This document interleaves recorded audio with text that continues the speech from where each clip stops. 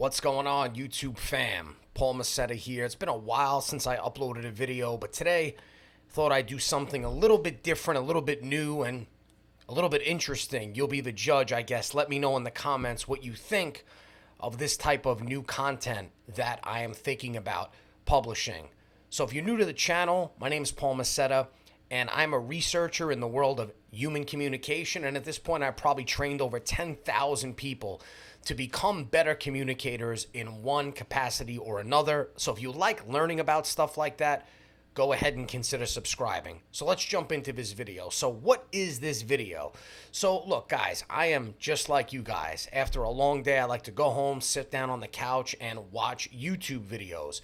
But when I watch YouTube videos, I'm looking at them through a slightly different lens than you might be looking at them through. So first and foremost, obviously, I'm looking at the content. I'm listening to the content. I'm evaluating it to see whether or not I agree with it, disagree with it, whether it makes sense to me. But then I'm also analyzing the communication skills of the people in the videos that I watch, especially people that are very influential and have big followings on social media, because I really want to see how good or bad they are when it comes to communicating. So today's video, I came across a video recently of an interview between Ryan Pineda and Jeremy Miner. So Ryan Pineda is a guy in the wealth building space. He teaches people how to build wealth. He started in the real estate space and then transitioned over to the education space. And Jeremy is one of the top sales trainers in the world. In fact, I think he said he's trained over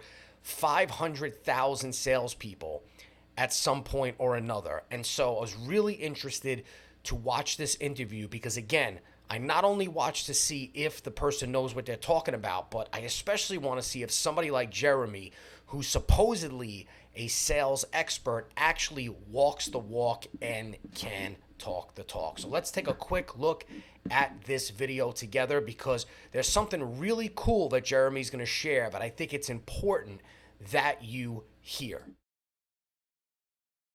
Well, I just realized, like, I always say this, like, I'm no one famous. I'm just a person who very early on decided that if I wanted to get to a much higher level financially in my life, and I'm in sales, that I can't sell the way everybody else is selling. I can't stay in the status quo because I'm going to get the same result. The average salesperson in North America makes $57,000 a year. So I can't stay in the status quo. I had to acquire a much more advanced sales ability. So I learned very quickly that I couldn't do what everybody else was doing. So how did you learn? So I learned from behavioral science, human psychology. So I started learning techniques that would work with human behavior that got my prospects to let their guard down and pull me in. And like I said, overnight selling became very, very easy. Would you say that that is, you know, this NLP type stuff, or? No, I mean, I like NLP. I would say it's a lot different. NLP is more like speakers use it on stage and they'll be like, what is NLP for those? I don't even really know what it is. I just know like Tony Robbins does it. Neuro-linguistic programming. Yeah. So they'll get up there and some of it works. Like you'll see Tony, like every time Tony like goes in and does things, you're going to notice he uses verbal pauses, verbal cues. It's all for psychological reasons. A lot of people can't see that. Like I watch him on YouTube. I'm like, okay, right there, he just verbal paused there, and that caused that lady to cry, like emotionally. What's a verbal pause? So verbal pause is like if I'm saying like, okay, but why look at this now? See, between look and now, I pause 2 seconds. Okay, but I'm not understanding, like why look at this now though? That verbal pause in a human brain causes you to actually think deeper about what I just asked you. If I said, well, why look at this now though? It's in one ear, out the other. It's too fast. Yeah. So verbal pausing, like I'll give you an example, like Tony Robbins does a lot of verbal pauses.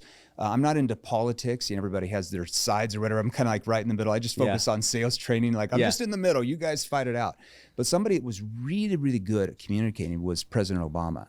And when you heard him speak, he was really good at verbal pausing, slowing his voice down and his tone. And he would say a sentence and he would stop like 3 or 4 seconds and then keep talking. And people are like, oh, great communicator. So is Tony Robbins. Verbal cues or sounds out of your mouth. Like if you're sitting here talking to me and I'm sitting here,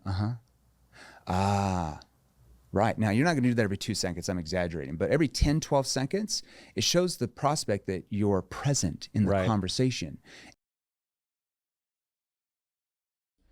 Now, here's what's really interesting.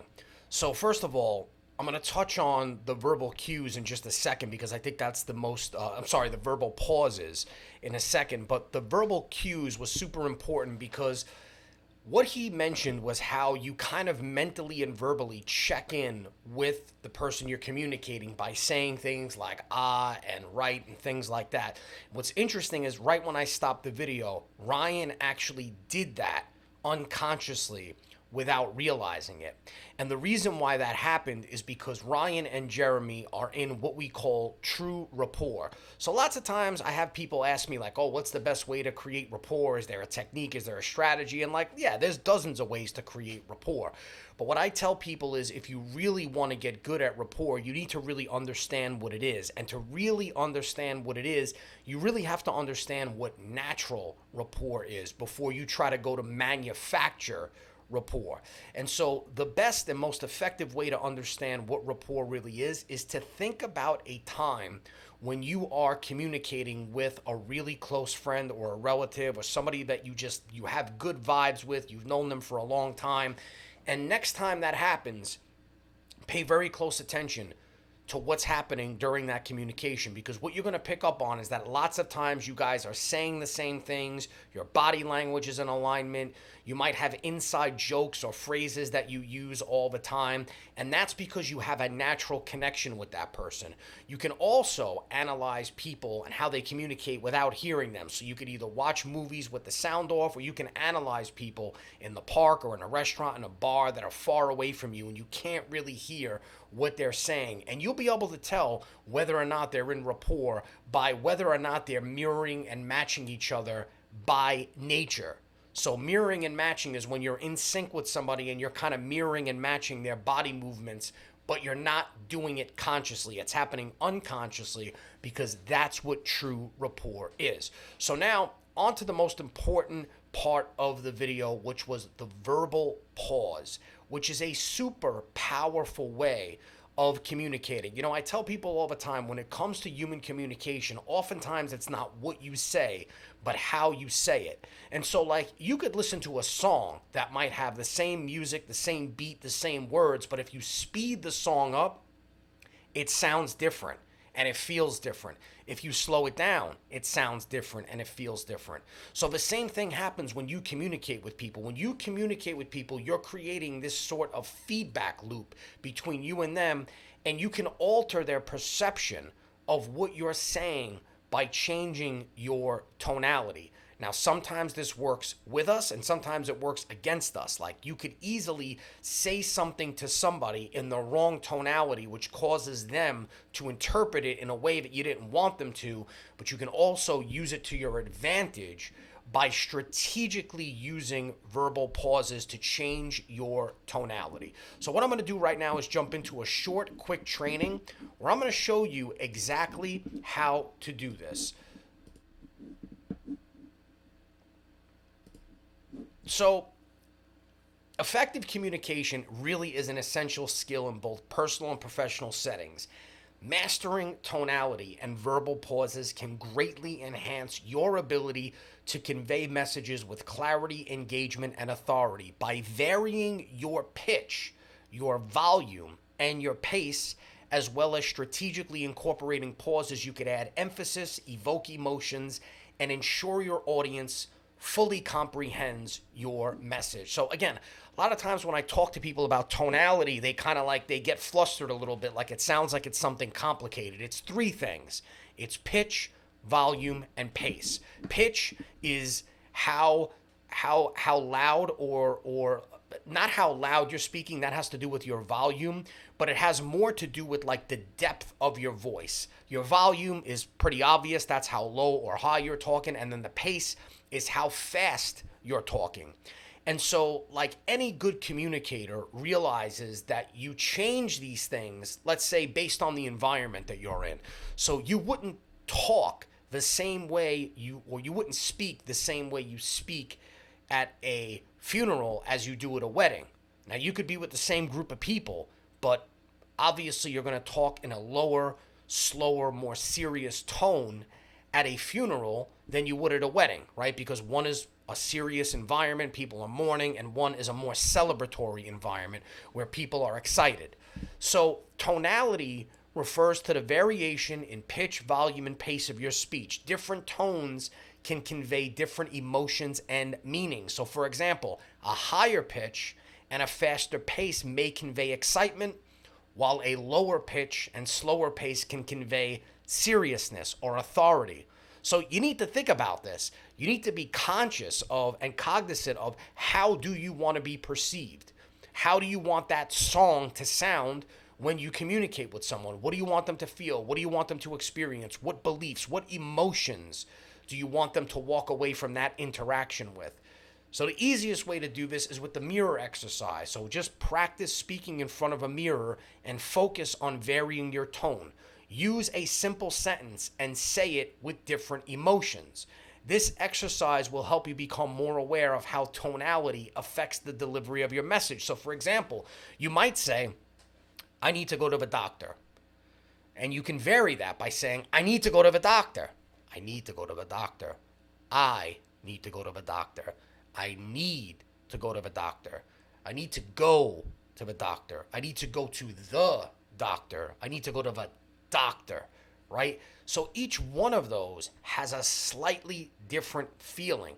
I'm not changing the words. I'm just simply changing the tonality. So for example, if I say it really loud and fast, it sounds like I have a serious problem and I'm in some pain and I need some medical attention. Whereas if I say it slower and lower, it just sounds like, I should probably get a checkup. Again, same words, but conveys a completely different meaning.